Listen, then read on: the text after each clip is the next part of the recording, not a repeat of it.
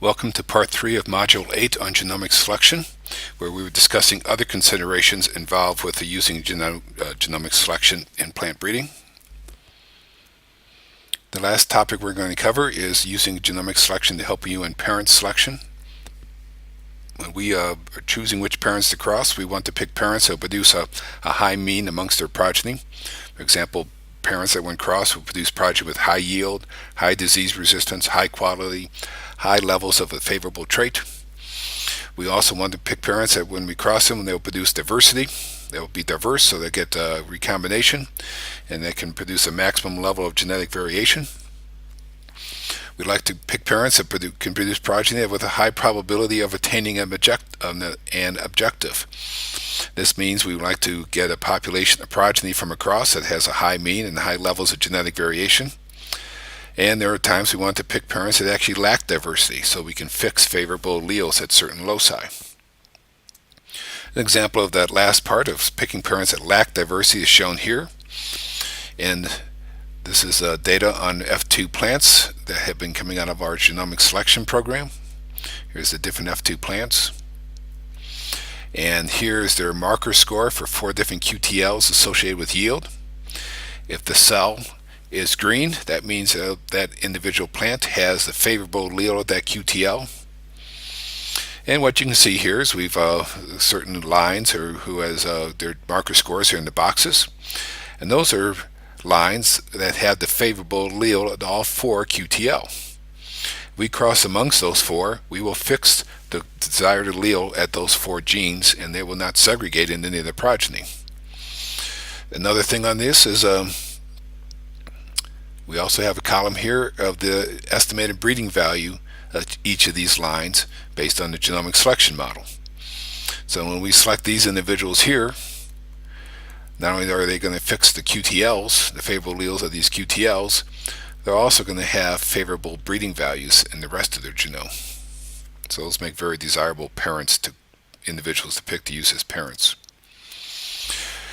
There is a computer package in the R programming language, statistical package, that will help you select pairs of parents.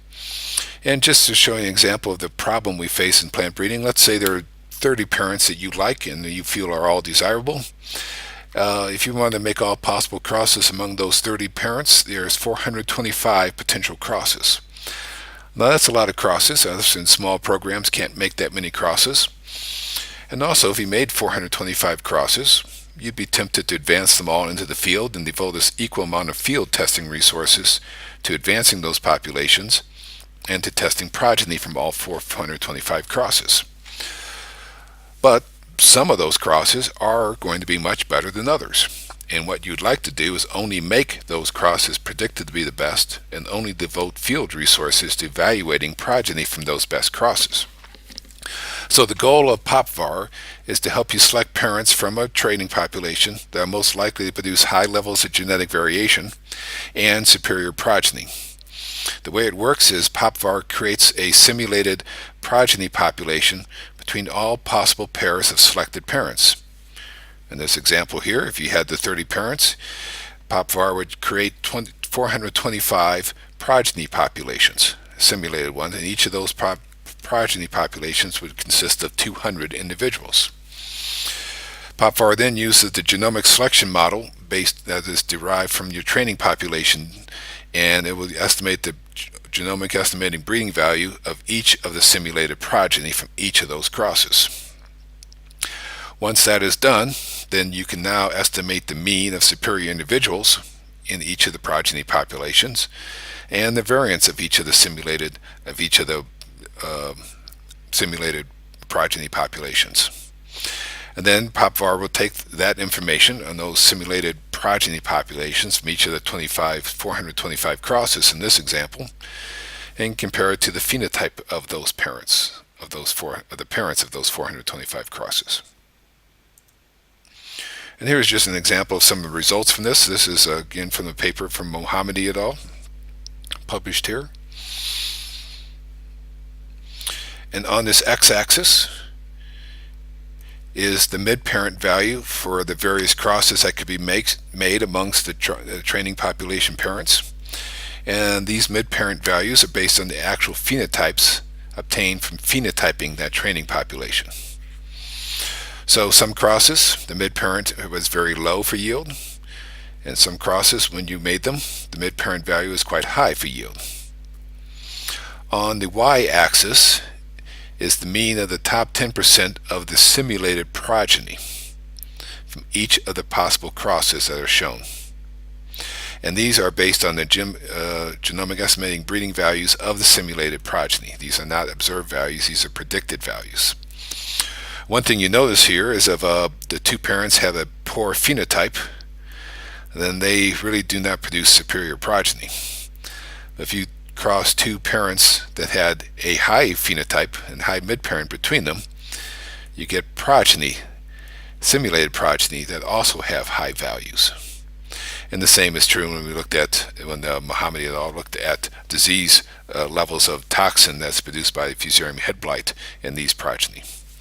Again, parents that phenotypically had pairs of parents that phenotypically had low toxin levels produced superior progeny that also had low toxin levels.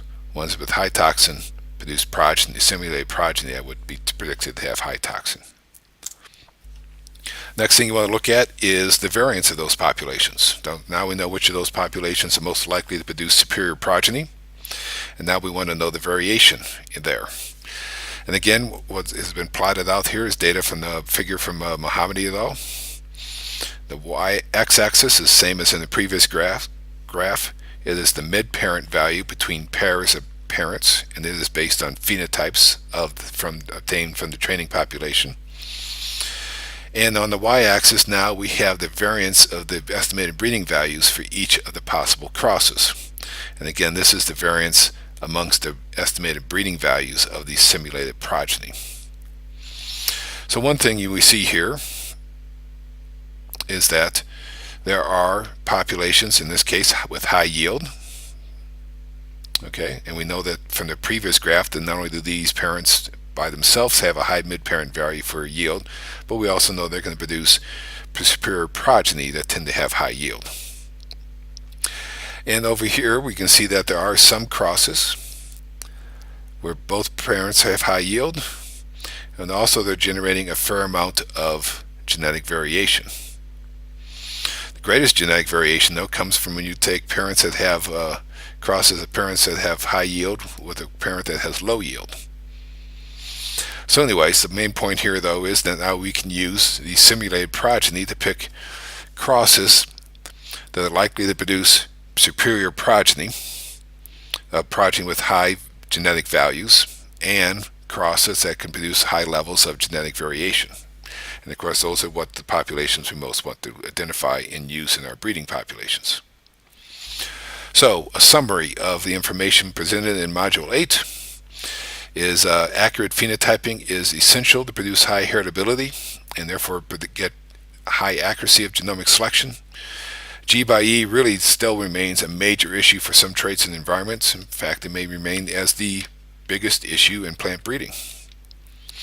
The training population data set can be optimized by systematically eliminating data that is noisy marker data, noisy lines with noisy phenotypic data associated with them.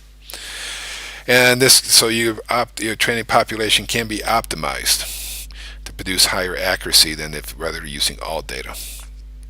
Genomic selection and marker-assisted selection can be easily combined. They have really complementary strengths. Genomic selection will tend to decrease your diversity within the population that's undergoing selection, and this results probably both from selection and from genetic drift. And the end product of genomic selection is an improved heterogeneous population, which can provide additional selection opportunities and usage options.